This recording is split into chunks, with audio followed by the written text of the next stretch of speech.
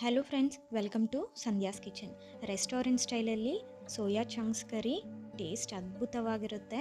ತುಂಬ ಸಿಂಪಲ್ ಕೂಡ ಮಾಡೋದು. ಬಟರ್ ನಾನ್, ರೋಟಿ, ಕುಲ್ಚಾ ಯಾವುದಕ್ಕೆ ಆಗಲಿ ಟೇಸ್ಟ್ ಸೂಪರಾಗಿರುತ್ತೆ. ಬನ್ನಿ ಈ ರೆಸಿಪಿ ಹೇಗೆ ಮಾಡೋದು ಅಂತ ನೋಡೋಣ. ಫಸ್ಟು ಚಿಕ್ಕ ಪಾತ್ರೆಯಲ್ಲಿ ನೀರನ್ನ ಬಿಸಿ ಮಾಡೋಕ್ಕಿಡಬೇಕು. ನೀರು ಸ್ವಲ್ಪ ಬಿಸಿ ಆದಮೇಲೆ 1 ಕಪ್ಪಷ್ಟು ಸೋಯಾ ಚಂಕ್ಸ್ನ ಹಾಕಿ ಮಿಕ್ಸ್ ಮಾಡಿಕೊಂಡು 2 ನಿಮಿಷ ಇದನ್ನು ಬಾಯ್ಲ್ ಮಾಡಬೇಕು. 2 ನಿಮಿಷ ಆದಮೇಲೆ ಸ್ಟವ್ ಆಫ್ ಮಾಡಿ ಇದು ಕಂಪ್ಲೀಟಾಗಿ ತಣ್ಣಗಾಗಕ್ಕೆ ಬಿಡಬೇಕು. ಇವಾಗ ನಾನು 2 ಈರುಳ್ಳಿ, 8 ಬೆಳ್ಳುಳ್ಳಿ ಹೆಸಳು, ಅರ್ಧ ಇಂಚು ಶುಂಠಿನ ಸ್ವಲ್ಪ ಎಣ್ಣೆಯಲ್ಲಿ ಈ ರೀತಿ ಫ್ರೈ ಮಾಡ್ಕೊಂಡಿದ್ದೆ. ಇದನ್ನು ಮಿಕ್ಸರ್ ಜಾರಲ್ಲಿ ಹಾಕ್ಕೊಂಡು ಸ್ಮೂತಾಗಿ ಗ್ರೈಂಡ್ ಮಾಡ್ಕೊಬೇಕು. ಇವಾಗ ಇದು ಸೋಯಾ ಚಂಕ್ಸ್ ತಣ್ಣಗಾಗಿದೆ. ಇದನ್ನು ಈ ರೀತಿ ನೀರೆಲ್ಲ ಸ್ಕ್ವೀಸ್ ಮಾಡಿಬಿಟ್ಟು ಒಂದು ಪ್ಲೇಟಲ್ಲಿ ತಗೊಳ್ಳಿ. ಇವಾಗ ಈ ಸೋಯಾ ಚಂಕ್ಸ್ನ ಒಂದು ಬೌಲಲ್ಲಿ ತಗೊಂಡು ಇದಕ್ಕೆ ರುಚಿಗೆ ತಕ್ಕಷ್ಟು ಉಪ್ಪು, 1/4 ಟೀ ಸ್ಪೂನ್ ಅರಿಶಿನ, 1 tea spoon red chilli powder, ಅರ್ಧ ಟೀ ಸ್ಪೂನ್ ಧನಿಯಾ ಪೌಡರ್, 1 ಕಪ್ಪಷ್ಟು ಮೊಸರು ಹಾಕ್ಕೊಂಡು ಚೆನ್ನಾಗಿ ಮಿಕ್ಸ್ ಮಾಡ್ಕೊಬೇಕು. ಚೆನ್ನಾಗಿ ಮಿಕ್ಸ್ ಮಾಡಿಕೊಂಡು 10 ಮಿನಿಟ್ಸ್ ಇದನ್ನು ಮ್ಯಾರಿನೇಟ್ ಮಾಡಬೇಕು.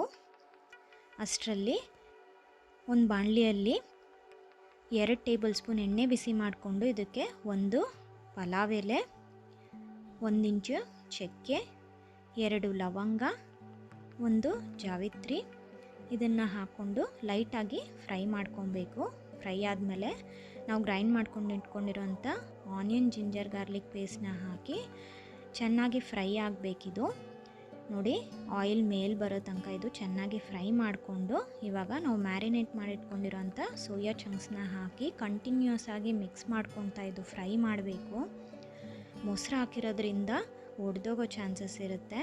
ಸೊ ಹಾಗಾಗಿ ನೀವು ಲೋ ಫ್ಲೇಮಲ್ಲಿ ಇದು ಮಿಕ್ಸ್ ಮಾಡ್ಕೊತಾ ಫ್ರೈ ಮಾಡಬೇಕು. ನೋಡಿ, ಚೆನ್ನಾಗಿ ಫ್ರೈ ಆಗಿದೆ.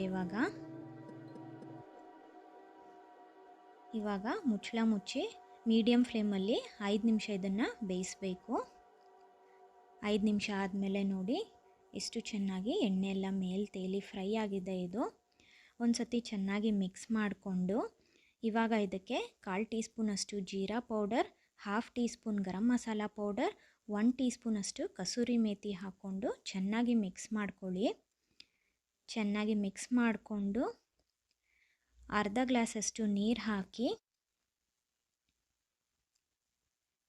ಚೆನ್ನಾಗಿ ಮಿಕ್ಸ್ ಮಾಡಿಕೊಂಡು ಮುಚ್ಚಳ ಮುಚ್ಚಿ ಮೀಡಿಯಮ್ ಫ್ಲೇಮಲ್ಲಿ 5 ನಿಮಿಷ ಇದನ್ನು ಬೇಯಿಸ್ಕೊಬೇಕು.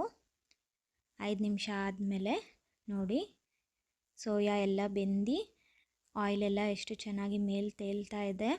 ಒಂದು ಸತಿ ಚೆನ್ನಾಗಿ ಮಿಕ್ಸ್ ಮಾಡಿಕೊಂಡು ಲಾಸ್ಟಲ್ಲಿ ಸ್ವಲ್ಪ ಕೊತ್ತಂಬರಿ ಸೊಪ್ಪು ಹಾಕಿ ಮಿಕ್ಸ್ ಮಾಡ್ಕೊಳ್ಳಿ. ನೋಡಿದ್ರಲ್ಲ ಎಷ್ಟು ಸಿಂಪಲ್ಲಾಗಿ ಈಸಿಯಾಗಿ ರೆಸ್ಟೋರೆಂಟ್ ಟೇಸ್ಟಲ್ಲಿ ಮನೆಯಲ್ಲೇ ಸೋಯಾ ಚಂಕ್ಸ್ ಕರಿ ರೆಡಿಯಾಗಿದೆ. ತುಂಬ ಸೂಪರಾಗಿರುತ್ತೆ ಟೇಸ್ಟ್ ಇದು.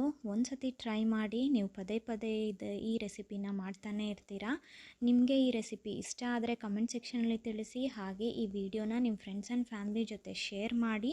ಇನ್ನಷ್ಟು ರೆಸಿಪೀಸ್ಗೆ ಸಂಧ್ಯಾಸ್ ಕಿಚನ್ ಚಾನಲ್ನ ಸಬ್ಸ್ಕ್ರೈಬ್ ಮಾಡಿ. Thank you.